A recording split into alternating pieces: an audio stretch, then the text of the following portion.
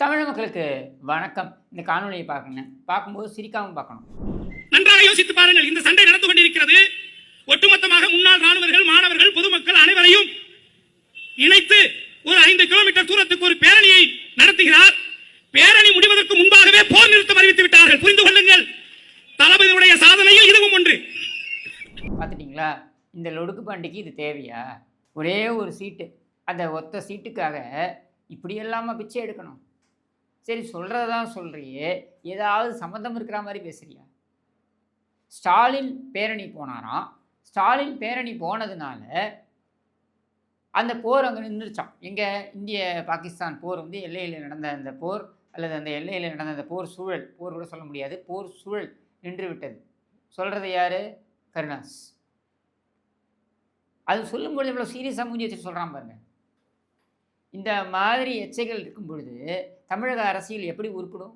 ஸ்டாலினுக்கும் இந்த எல்லை விவகாரத்துக்கும் என்ன சம்பந்தம்? வேற என்ன ஜோசப் ஸ்டாலினா? நமக்கு வாய்ச்சிருக்கிறது ஒரு ஜோக்கர் ஸ்டாலின். இந்த ஜோக்கர் ஸ்டாலினுக்கு முதல்ல காஷ்மீர் எங்கே இருக்குன்னு தெரியுமா? இந்திய வரைபடத்தை காமிச்சிங்கன்னா காஷ்மீர் எங்கே இருக்குன்னு காமிக்க முடியுமா? இதில் இவர் இந்த போரை நிறுத்துறாராமா? அதுவும் பேரணி போனாராம். என்ன பேரணி? அதாவது நீங்கள் பார்த்துருப்பீங்கன்னு நினைக்கிறேன். இந்த ஆம்புலன்ஸ் எல்லாம் போகும் தெரியுமா? பயங்கர வேகமாக போகும் ஆம்புலன்ஸு. ஆம்புலன்ஸ் வந்து அந்த சைரனோடையே போயிட்டே இருக்கும் பொழுது சில பேர் வண்டியில் பின்னாடியே தொட்டின்னு போவானுங்க. நான் கூட சில சமயம் நினைப்பேன், இவங்க உறவுக்காரங்களாக இருப்பாங்க போல இருக்குது, பாவம் ஏதோ சீரியஸாக போகிறாங்க, சரி இவங்களுக்கு பின்னாடியே தொட்டின்னு போகிறாங்கன்னு. ஆனால் என்னென்னா அது ஒரு அல்ப புத்தி. அது என்னென்னா ஆம்புலன்ஸோடையே போனால் சிக்னலை ஜம்ப் பண்ணே போகலாம். அந்த மாதிரி ஸ்டாலின் இந்திய இராணுவ வீரர்களுக்கு ஆதரவு தெரிவிக்கிறேன்னு பேரணி போனதும் இந்த ஆம்புலன்ஸ் முன்னாடியே துரத்தின்னு போகிற அந்த அல்ப புத்தி தான். அதை தவிர்த்து வேறு ஒன்றும் கிடையாது.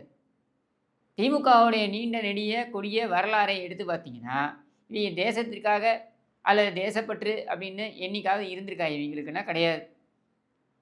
இன்னும் சொல்ல வேண்டும் என்றால், திராவிட நாடு கொள்கை என்பதனை இவர்கள் கைவிட வேண்டும் என்பதற்காகவே கொண்டு வரப்பட்டது தான் 16வது சட்ட திருத்தம். அந்த 16வது சட்ட திருத்தம் 1960களில் கொண்டு வரப்பட்டதுக்கு அப்புறம் தான் திராவிட நாடு கொள்கை என்பதனை இவர்கள் கைவிட்டார்கள். அது மட்டும் இல்லை, 65 பிரச்சாரம் நடக்கிறது. பிரச்சாரம் கூட இல்லை, அது ஒரு மாநாடு தேனாம்பேட்டையில் நடக்கிறது மாநாடு. அந்த மாநாட்டில் பார்த்தீங்கன்னாக்கா பாகிஸ்தானுக்கு ஆதரவாக கோஷங்கள் எழுப்பினார். அடுத்து 70களில் எமர்ஜென்சி காலம் இருந்த பொழுது இவர்களுக்கு என்னென்னா, இந்திரா காந்தி நிரந்தரமாக இருப்பார், இந்த எமர்ஜென்சி என்பது விலக்கப்படாது அப்படின்ற ஒரு எண்ண ஓட்டத்தில் இவர்களுடைய ஆட்சி இருந்த வரைக்கும் இவங்களுடைய ஆட்சி போகிறதுக்கு 20 நாள் வரைக்கும் இவங்க இந்த எமர்ஜென்சிக்கு எதிராக கடுமையான விமர்சனங்களும் வைக்கவில்லை, எதிர்க்கவும் இல்லை. ஆட்சி கலைக்கப்பட்டது அப்படின்ன உடனே தான் இவங்களும் குஜராத் அரசாங்கமும், இந்த 2 அரசாங்கமும் ஆட்சி போனாலும் எமர்ஜென்சி பவர்ஸுக்கு கீழே ஆட்சியை நீட்டிப்பார்கள் அப்படின்ற எதிர்பார்ப்பில் இருந்தாங்க. ஏன்னா அவங்க நல்லா தெரியும், ஆட்சி போனால் அதிமுக அங்கே உருவாகி விட்டது, அதனால் அதிமுக ஆட்சியை பிடித்து விடும் என்று தெரிந்ததுனால இவங்க அதை எதிர்பார்த்தாங்க, அந்த நீட்டிப்பை எதிர்பார்த்தாங்க. அந்த நீட்டிப்பிற்கு இந்திரா காந்தி செவிமடுக்கவில்லை. இந்திரா காந்தி செவிமடுக்கவில்லை என்ற உடனேயே கொடுங்கோல் எமர்ஜென்சி என்று ஆரம்பித்தார்கள். இதான் இவர்களுடைய வரலாறு. அப்போ ஆட்சி முடிகிறதுக்கு 20 நாளைக்கு முன்னாடி கலைக்கப்பட்டு விட்டது. விட்ட உடனேயே, இது நான் சொல்லலை, விக்கிலீக்ஸ் அப்படின்றதுல இது குறித்தெல்லாம் இருக்குது. அதில் அமெரிக்க தூதரகத்தைச் சேர்ந்த ஒரு அதிகாரி சொல்கிறார், திமுகவில் அமைச்சர் பதவியில் இருந்த ஒருவர் என்னை தொடர்பு கொண்டு நாங்கள் பிரிவினைவாத கோஷத்தை எழுப்புகிறோம் என்றால், நாங்கள் பிரிவினைவாத கோஷத்தை முன்னெடுத்து இந்தியாவிலிருந்து நாங்கள் பிரிய வேண்டும் என்று நாங்கள் கோஷம் முன்னெடுத்தோம் என்றால், அந்த போராட்டமாக அதை முன்னெடுத்தோம் என்றால், அமெரிக்கா எங்களுக்கு ஆதரவு தெரிவிக்குமா, சிஐஏ எங்களுக்கு ஆதரவு தெரிவிக்குமா என்று தன்னிடம் கேட்டார் என்பதனை பதிவு செய்கிறார். இதுதான் இவங்களுடைய வரலாறு. இதில் இவங்க தேசப்பற்றுடன் செயல்பட்டார்கள் அப்படின்றத எவனாவது நம்புவானா? இந்திய அமைதிப்படை அவங்க நல்லதுக்கு போனாங்களோ கெட்டதுக்கு போனாங்களோ, அவங்க போனாங்க. அது இந்திய இராணுவமாக இந்தியாவின் முகமாகத்தான் அவர்கள் சென்றிருக்கிறாருங்கிற பொழுது, அவர்கள் மீண்டும் இங்கே வந்த பொழுது இலங்கையிலிருந்து, அதில் பார்த்திங்கன்னா நம்மளுடைய இந்தியாவில் வெளிநாட்டுக்கு அனுப்பி வைக்கப்பட்டு அதிகப்படியான உயிரிழப்பு ஏற்பட்டது ஐபிகேஎஃப், இந்திய அமைதி படையுடைய அந்த பர்டிகுலர் ப்ராஜெக்டில் தான். அதாவது இலங்கைக்கு போன பொழுது தான் கிட்டத்தட்ட 4000க்கும் அதிகமான இந்திய வீரர்கள் கொல்லப்பட்டார்கள். அப்போது அவர்களை வரவேற்கக்கூட அப்பொழுதே முதலமைச்சராக இருந்த கருணாநிதி போகவில்லை. இதை நீங்கள் சொல்லலாம், நான் ஈழத்தமிழர்களுக்காக ஆதரவாக நான் வந்து போகாமல் இருந்தேன், விடுதலை புலிகளுக்கு ஆதரவாக நான் வந்து போகாமல் இருந்தேன் அப்படின்னு ஒரு கதையை விடுவார். ஆனால் உண்மை என்னென்னா, விடுதலை புலிகளுக்கு ஆதரவாக இவர்கள் செயல்பட்டார்கள் அப்படின்றதுக்காகத்தான் ஆட்சி கலைக்கப்பட்டது என்ற கதையெல்லாம் விட்டு கொண்டிருந்த அதே காலகட்டத்தில் ராஜீவ் மரணம், அந்த படுகொலை ஏற்பட்ட பொழுது, அந்த படுகொலை சமயத்தில் ஜெயின் கமிஷன், வர்மா கமிஷன் இதிலெல்லாம் கருணாநிதி என்ன வாக்குமூலத்தை கொடுத்திருக்கிறார் அப்படின்னு பார்த்தீங்கன்னாக்கா, விடுதலை புலிகளை கடுமையாக சாடி கொடுத்திருக்கிறார் வாக்குமூலத்தை. அது மட்டும் இல்லாமல் அந்த காலகட்டத்தில் பாராளுமன்றத்திலேயே முழங்கியிருக்கிறார் முரசொலி மாறன் என்னவென்று சொல்லியிருக்கிறார், நீங்கள் என்ன வேண்டுமானாலும் செய்து கொள்ளுங்கள் விடுதலை புலிகள் தலைவரை, அதை பற்றி எங்களுக்கு கவலை இல்லை என்று பதிவு செய்கிறார். இப்போ இதெல்லாம் பிரிவினைவாதத்திற்கு ஆதரவாக எதிராக அப்படின்னு அந்த விஷயத்துக்கு பேசுறதுக்காக போக விரும்பலை. நான் என்ன சொல்ல வரேன்னா, திமுக இந்த பக்கம் தேசப்பற்று என்று பேசிக்கொண்டே அந்த பக்கம் வேறு மாதிரி உருட்டுவார்கள்.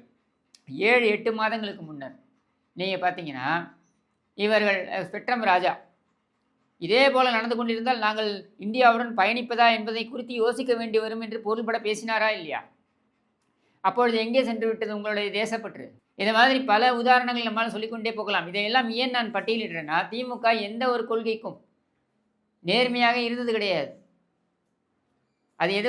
அது தேசப்பற்றாக இருக்கட்டும், அது அவர்களுடைய கொள்கை, அதாவது திராவிட நாடு போன்ற கொள்கையாக இருக்கட்டும், அல்லது ஈழ விவகாரத்தில் அவர்களுடைய நிலைப்பாடாக இருக்கட்டும், டெசோ 1 டெசோ 2 இப்படி நிறைய நீங்கள் சொல்லிக்கிட்டே போகலாம். இதிலெல்லாம் எடுத்து பார்த்தீங்கன்னா, இவர்கள் என்றைக்குமே நேர்மையாக இருந்தது கிடையாது.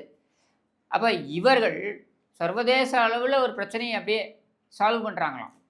எது? Modi, Shahbaz Sharif, Donald Trump, Xi, அப்புறம் புட்டின், இவர்களெல்லாம் செய்ய முடியாததை ஸ்டாலின் இங்கே உட்காந்து செஞ்சு காட்டுவாராம்.